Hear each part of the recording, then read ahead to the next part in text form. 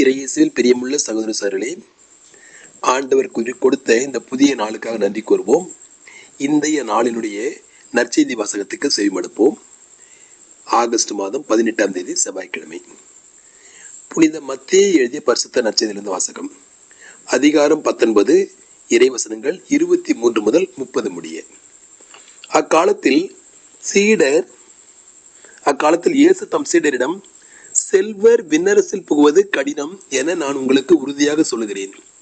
மீண்டும் உங்களுக்கு கூறுகிறேன், செல்வர் இறையாட்சிக்கு உட்படுவதை விட ஊசியின் காதில் ஒட்டகம் நுழைவது எளிது என்றார். சீடர்கள் இதை கேட்டு, அப்படியானால் யார்தான் மீட்பு பெற முடியும் என்று கூறி மிகவும் வியப்படைந்தார்கள்.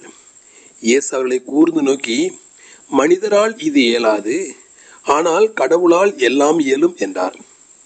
அதன் பின்பு பேதுரு இயேசுவை பார்த்து, நாங்கள் எல்லாவற்றையும் விட்டுவிட்டு உம்மை பின்பற்றியவர்களாயிற்றே, எங்களுக்கு என்ன கிடைக்கும் என்று கேட்டார். அதற்கு இயேசு, புதுப்படைப்பின் நாளில் மானிட மகன் தமது மாட்சிமிகு அரியணையில் வீற்றிருப்பார். அப்பொழுது என்னை பின்பற்றிய நீங்களும் இஸ்ரேல் மக்களின் 12 குலத்தவருக்கும் நடுவர்களாக 12 அரியணைகளில் வீற்றிருப்பீர்கள் என்று உறுதியாக உங்களுக்கு சொல்கிறேன். மேலும் என் பெயரின் பொருட்டு வீடுகளையோ சகோதரர்களையோ சகோதரிகளையோ தந்தையையோ தாயையோ பிள்ளையோ நிலபுலங்களையோ விட்டுவிட்ட எவரும் 100 மடங்காக பெறுவர், நிலை வாழ்வையும் உரிமை பெயராக அடைவர். ஆனால் முதன்மையானோர் பலர் கடைசியாவர், கடைசியானோர் பலர் முதன்மையாவர் என்று அவரிடம் கூறினார். வாழ்வு தரும் கிறிஸ்துவின் நற்செய்தி. கிறிஸ்துவே உமக்கு புகழ். அன்புள்ள சகோதர சகோதரிகளே, இந்த இறை வார்த்தைக்காக நன்றி கூறுவோம்.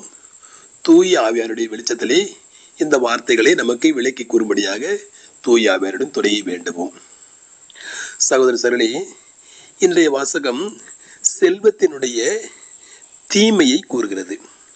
செல்வம் இருப்பவர்கள் சீடர்களாக இருக்க முடியாது, அல்லது சீடத்துவ பணிக்கு செல்வம் தடையாக இருப்பதாக கூறுகிறது.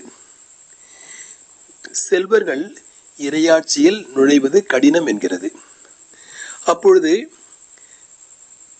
பேதுரு இயேசுவிடம் கேட்கிறார், பின்னர் யார்தான் மீட்பு பெற முடியும்? அதற்கு இயேசு பதில் சொல்லுகிறார்,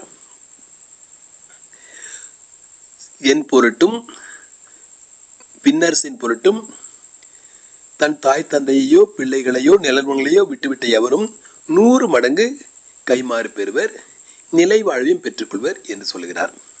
எனவே செல்வம் நிலையில்லாதது, செல்வம் சீடத்துவ பணிக்கு தடையாக இருக்கிறது. அந்த செல்வத்தை புறக்கணித்து விட்டால் நாம் 100 மடங்கு திரும்பவும் பெற்றுக்கொள்வோம், நிலை வாழ்வை பெற்றுக்கொள்வோம் என்று இயேசு வாக்களிக்கிறார். செல்வம் ஏன் தடையாக இருக்கிறது? ஒருவர் மிகுதியான செல்வத்தை கொண்டிருக்கும் பொழுது அவர் தனது செல்வத்தை கொண்டு எல்லாவற்றையும் செய்து கொள்கிறார். தனக்கு தாமே கடவுளாகிக் கொள்கிறார். அதாவது கடவுளுக்குரிய இடத்தை செல்வம் பிடித்துக் கொள்கிறது. என் கையே இதை செய்தது, என் முயற்சியால் இது செய்தேன் என்று அவர் வியந்து தன்னை பாராட்டிக் கொள்கிறார். இப்படியாக கடவுளுடைய நிலையை செல்வம் அபகரித்துக் கொள்கிறது. செல்வத்தை வைத்திருப்பவர் ஒரு பாதுகாப்பான நிலையை உணர்கிறார். அவர் கடவுளிடமிருந்து தான் அந்நியப்பட்டு நிற்கிறார். மற்ற சகோதர சகோதரிடமிருந்தும் தான் அந்நியப்பட்டு நிற்கிறார். எனவே தன்னை சுற்றி ஒரு வளையத்தை ஏற்படுத்திக் கொள்கிறார். இப்படியாக அவரது மனம் முழுவதும் அவரது செல்வத்தின் மேலேயே இருக்கிறது. உங்கள் செல்வம் எங்குள்ளதோ அங்கே உங்கள் உள்ளமும் இருக்கும் என்று இயேசு கூறுகிறார். எனவே செல்வம் நமக்கு தருகின்ற அந்த தற்காலிக பாதுகாப்பு பயனற்றது. பேதுரு கேட்கிறார், அப்படியானால் யார்தான் மீட்பு பெற முடியும்? நாங்கள் எல்லோரும் எங்கள் தாய் தந்தையை விட்டுவிட்டு உம்மை பின்பற்றினோமே, எங்களுக்கு என்னதான் கிடைக்கும் என்கிறார். யாரொருவர் இயேசுவின் பொருட்டும் விண்ணரசின் பொருட்டும் தங்களது உடைமைகள் எல்லாம் விட்டு விடுகிறார்களோ அவர்கள் 100 மடங்காக பெறுவார், அதோடு கூட இன்னல்களையும் பெறுவார் என்று கூறுகிறார். எனவே நமக்கு சிலுவைகள் உண்டு, இன்னல்கள் உண்டு.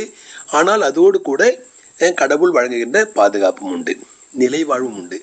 எனவே அன்புள்ள சகோதரர்களே, உங்கள் உள்ளம் எங்க இருக்குமோ அங்கே உங்கள் செல்வம் எங்க இருக்குமோ அங்கே உங்கள் உள்ளமும் இருக்கும். நாம் இன்னொன்றையும் கவனிக்க வேண்டும். லூக்கா நற்செய்தியிலே 8ஆம் அதிகாரத்திலே நாம் வாசிக்கிறோம், இயேசுவின் பெண் சீடர்களை பற்றி வாசிக்கிறோம். 7 பேய்கள் நீங்க பெற்ற மகதல மரியா, ஏரோதுவின் மாளிகையின் மேற்பார்வையாளரான கூசாவின் மனைவி யோகன்னா மற்றும் சூசன்னா, மற்றும் பொல்லாத ஆவிகளிலிருந்து நீங்கப்பட்ட பெண்கள் பலர். இவர்கள் எல்லோரும் இயேசுவை பின்பற்றினார்கள். இவர்கள் தங்கள் உடைமைகளிலிருந்து இயேசுவுக்கு ஊழியம் செய்து வந்தார்கள்.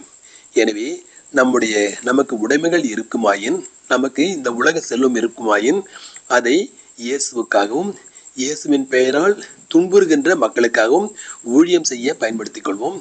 அப்பொழுது நாம் மண்ணுலகில் இழைப்பவற்றை விண்ணுலகில் பெற்றுக்கொள்வோம், நிலைவாழ்வை பெற்றுக்கொள்வோம். சமாதானம்.